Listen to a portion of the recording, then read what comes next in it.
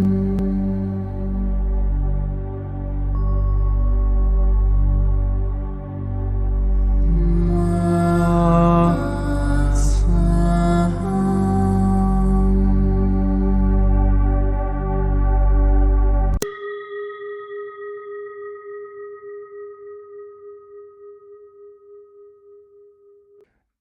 qui suit est la transcription d'un échange entre Mathias de Stefano, désigné ici comme moi, et son soi supérieur, désigné comme je suis.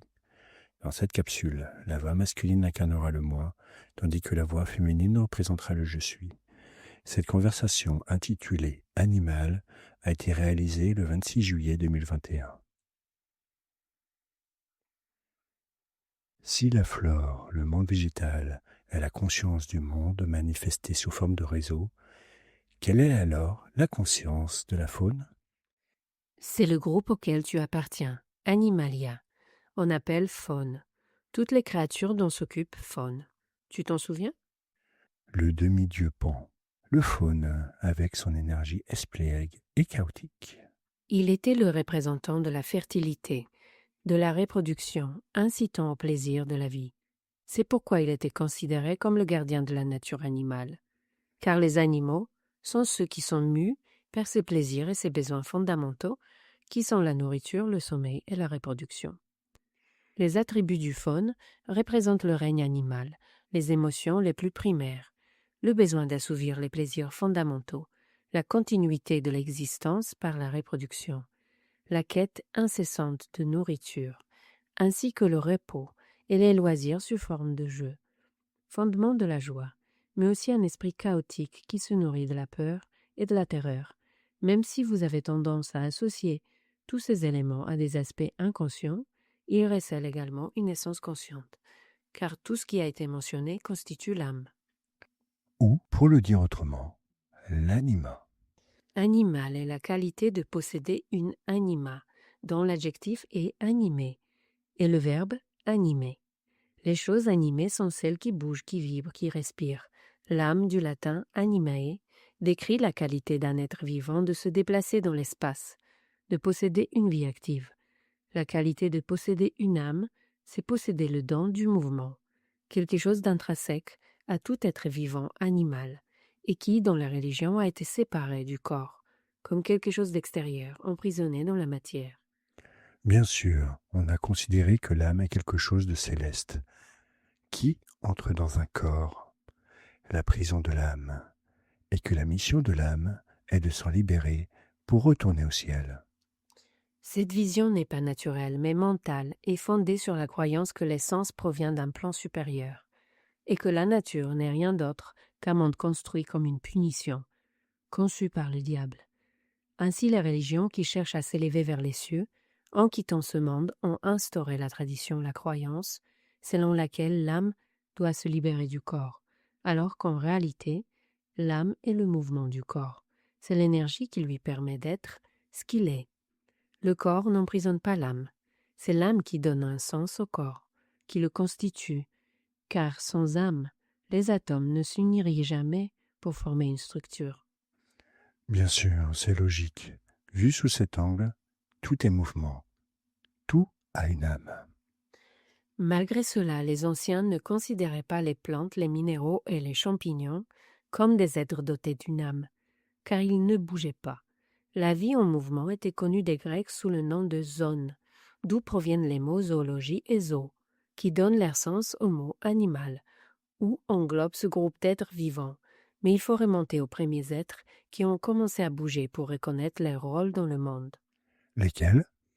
De la même manière que les cyanobactéries ont fourni aux cellules eucaryotes les éléments nécessaires à leur processus de photosynthèse, créant ainsi le phytoplancton, un autre type de bactéries se nourrissait de cette énergie synthétisée, et celles-ci ont évolué en développant certaines capacités de déplacement dans le but d'atteindre le phytoplancton.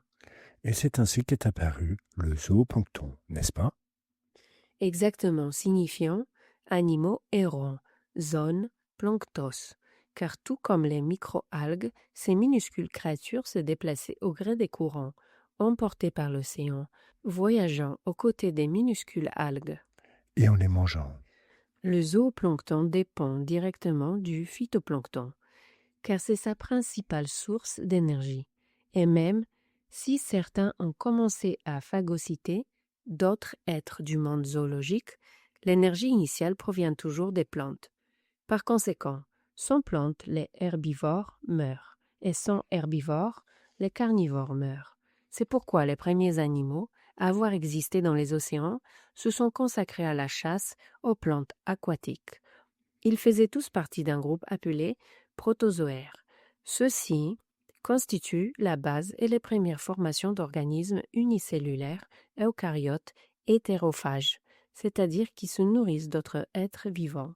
C'est d'eux que naissent toutes les autres classifications animales qui, dans un premier temps, se répandront dans les océans, mais qui ensuite, suivant le sort des plantes, finiront échouées sur les côtes asséchées en raison du recul des mers, lors des grandes glaciations et sécheresses, ce qui les obligera à s'adapter aux nouvelles créatures qui peupleront progressivement la surface de la Terre, au cours d'un long et constant processus appelé évolution.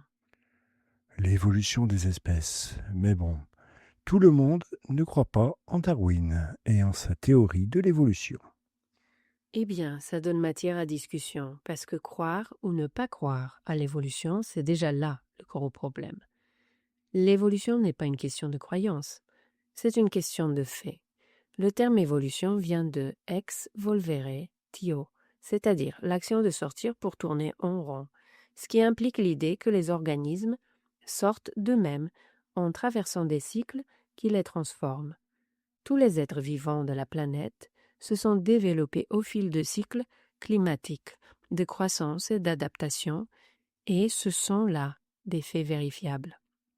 Ce qui ne signifie pas pour autant que la théorie soit exhaustive, car les fondements permettant de suivre un fil conducteur de l'histoire, mais n'expliquent pas tous les événements qui ont conduit une espèce à devenir ce qu'elle est aujourd'hui. Il a pu y avoir de nombreux facteurs non pris en compte par la théorie de Darwin, mais cela n'invalide pas pour autant l'ensemble de sa découverte. C'est comme considérer que la théorie de la gravité de Newton est sans fondement en raison de la théorie de la relativité d'Einstein. Ce sont des compléments qui expliquent des aspects de la réalité, mais qui ne se contredisent pas. Je comprends, mais le fait est qu'aujourd'hui, beaucoup de gens rejettent tout simplement l'une ou l'autre de ces positions. Il faut toujours rester ouvert aux possibilités, car il est impossible de connaître la vérité absolue. La méthode scientifique d'essai et d'erreur aide à comprendre la logique d'une vérité, même si elle ne résout pas tous ses mystères. Que la science se ferme à une idée spirituelle ou que le spirituel se ferme à une idée scientifique, cela dénote l'incapacité de la conscience animale. À quoi cela ressemblerait-il? L'animal est mouvement et sa quête est essentielle. Survivre en mangeant, en dormant et en se reproduisant. Telle est sa seule trinité et par conséquent, il ne se ferme à aucune option. Il peut toujours y avoir une nouvelle façon d'atteindre ces résultats. La conscience animale nous montre que le mouvement, l'âme, ne se limite pas à une seule voie, mais que, en poursuivant un même objectif, il parvient à trouver la beauté de l'existence. Il y a environ 600 millions d'années, les animaux ont commencé à peupler les océans, puis la Terre, et à chaque grande ère, ils ont connu des extinctions massives ou ont été contraints de s'adapter à de nouveaux environnements, en fonction de la température, de la quantité d'oxygène ou de dioxyde de carbone dans l'atmosphère, de la présence d'eau, qu'elle soit douce ou salée, ainsi que de la présence de végétaux ou de prédateurs. Tout cela impliquait une lutte constante pour s'adapter, ce qui faisait des animaux l'une des créatures présentant la plus grande diversité biologique. À ce jour, près de 954 000 espèces animales ont été répertoriées, bien que l'on estime qu'il en existe en réalité environ 7,77 millions. Il reste encore beaucoup à découvrir. Surtout dans les océans et les forêts, des lieux difficiles d'accès. Quel est l'arbre de vie animal? C'est un arbre très complexe, mais on pourrait le résumer ainsi. Tous font partie du règne Animalia. Ce groupe d'êtres vivants est constitué d'organismes eucaryotes, multicellulaires, hétérotrophes, puisqu'ils ne possèdent pas de chloroplaste pour effectuer la photosynthèse, est généralement tissulaire, doté de tissus. Ils ne possèdent pas de parois cellulaires et se reproduisent par développement embryonnaire ou par métamorphose. N'oublie pas que le règne des champignons fungi est très proche du règne animal, plus encore que du règne végétal, bien qu'ils forment un règne à part entière. Tout d'abord, nous pouvons établir une classification très basique des animaux. Je suppose qu'il s'agit des vertébrés et des invertébrés, ce qu'on apprend généralement à l'école. C'est ça. Ceux qui ont une colonne vertébrale avec une moelle épinière et ceux qui n'en ont pas. Mais il existe également d'autres groupes tels que les annélides, vers de terre, les mollusques, les porifères éponges, les cnidaires, méduses et coraux, les échinodermes, étoiles de mer, les nématodes et les platelmintes, type de vers, entre autres. Quelle diversité! Mais si nous voulons suivre une ligne organisationnelle de cet arbre auquel nous appartenons, nous devons connaître d'autres noms et groupes dans lesquels s'intègrent ceux que nous avons mentionnés. Tout commence par Animalia, le groupe général d'où sont issues une branche animale éteinte appelée Vendobionta, et d'autre part deux branches fondamentales, d'une part les Porifera, où l'on trouve les éponges de mer qui ne possèdent pas de tissu, mais sont des structures fixes qui filtrent l'eau en absorbant des particules, et d'autre part la branche des Eumetazoa, qui englobe toutes les autres branches qui se sont développées jusqu'à aujourd'hui. De l'Eumetazoa émerge la branche des sténophores, semblable aux méduses, mais bioluminescentes, et se nourrissant de zooplancton. Leur corps est comme un sac qui dévore ses proies en les enveloppant. Et la branche des Paraxozoa, qui comprend les cnidaires, méduses, polypes, coraux, anémones et hydres, et les placozoaires, et d'autre part, la branche des Bilateria, qui se divise entre les Protostomia et les Deutérostomia, groupes différenciés par le fait que chez les premiers, l'anus et la bouche se forment simultanément, tandis que chez les seconds, l'anus se forme en premier, suivi de la bouche à un stade ultérieur. Ces deux branches comportent de nombreuses ramifications, mais en résumé, les Protostomia donnent naissance aux familles des Spiralia, Annelida, Brachiopoda, Bryozoa, Chaetognatha, Cycliophora, Entoprocta, Gastriotricha, Gnastosomulida, Micrognathazoa, Mollusca, Nemertea, Phoronida, Platyleminthe, Rotifera et Rhombozoa, et d'autre part les Ectyzoa, Anthropoda, Chinorhincha, Loricifera, Nematoda, Nematomorpha, Onychophora, Priapulida et Tardigrada. Mon Dieu, c'est quoi tout ça? Ce sont les familles qui regroupent les vers, les insectes, les escargots, les mollusques, les bactéries, les arachnides, les mouches et bien d'autres encore. Comme tu peux le constater, la plupart des animaux qui existent sont microscopiques ou minuscules, impossibles à distinguer à l'œil nu, ou à dents, on ne peut se souvenir des noms. Mais ils constituent la base qui permet au monde de fonctionner, car ils consomment les déchets et favorisent la décomposition organique pour produire du compost et des nutriments. Pour voir les plus grands animaux, il faut remonter jusqu'à la dernière branche, celle des Deutérostomia. Ça me fait rire qu'on fasse partie de ces organismes vivants qui, avant d'avoir un cerveau, ne sont qu'un trou du cul à 100%. Les ironies de la vie. Ceux-ci constituent les Xenambulacra, qui regroupent les familles des échinodermes, étoiles de mer, des hémichordés et des xénacolomorphes, type de vers, ainsi que d'autre part les célèbres chordés, Célèbre?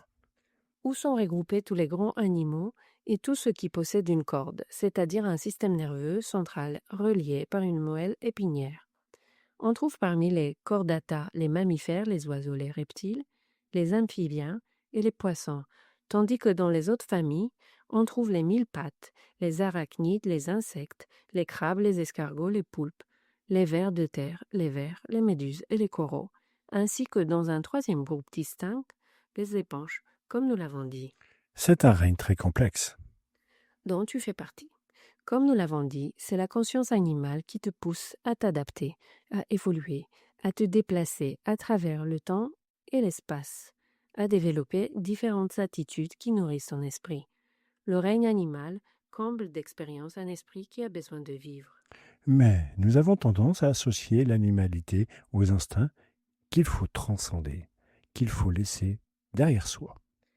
C'est une chose de parler de l'instinct fondé sur l'inconscience animale qui nous pousse à vivre selon nos pulsions et nos besoins. Et c'en est une autre de parler de l'élan fondé sur la conscience animale, qui est la volonté de découvrir, d'avancer, de connaître et de ne jamais se fermer à aucune possibilité.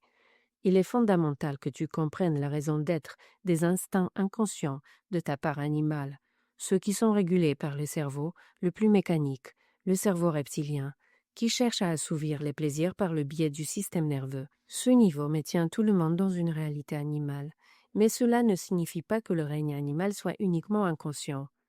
De nombreuses espèces animales, comme les cétacés, les singes et les hominidés, possèdent des capacités qui transcendent les besoins fondamentaux. Jouer, partager, tomber amoureux, chanter, rire, inventer, rêver.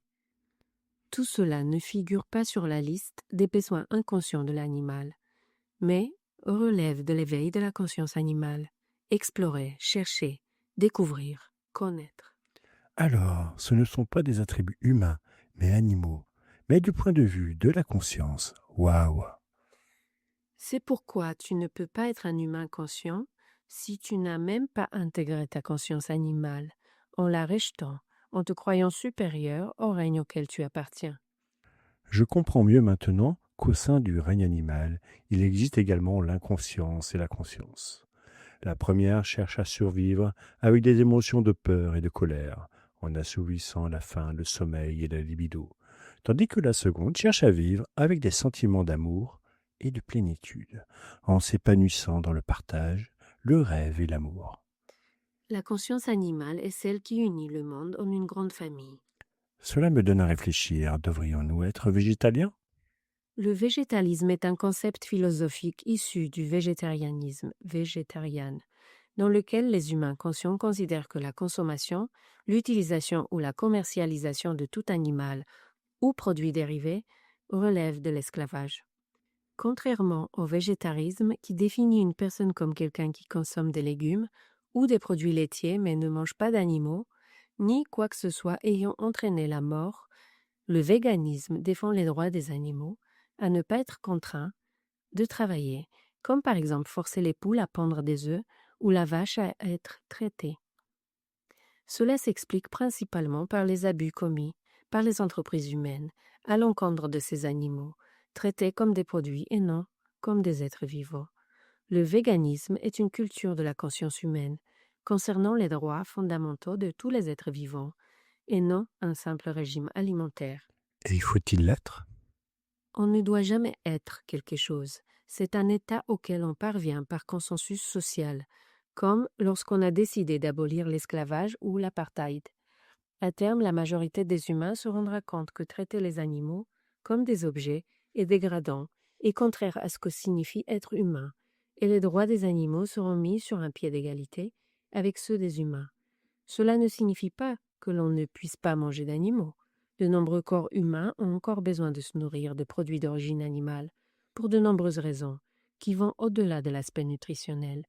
Mais le fait de se procurer ces produits directement dans la nature, comme le font les autres animaux, plutôt que d'en faire un commerce, fera partie des discussions nécessaires à mener, car cela relève de la nature humaine et non d'une activité commerciale futile.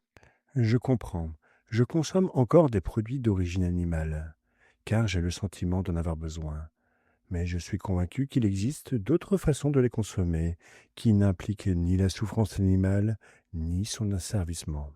Et j'ai l'intention de faire tout ce qui est en mon pouvoir pour que, un jour, ces choses changent. Car celui qui reconnaît ses frères dans la vie devient une grande famille pour le monde, ancre ce concept et soutient ce monde. Je suis la racine du monde, je suis un animal conscient. Réveille le véritable animal qui est en toi, le faune qui jouit de la nature, et profite de la grande famille dont tu fais partie. la grande famille appelée Animalia.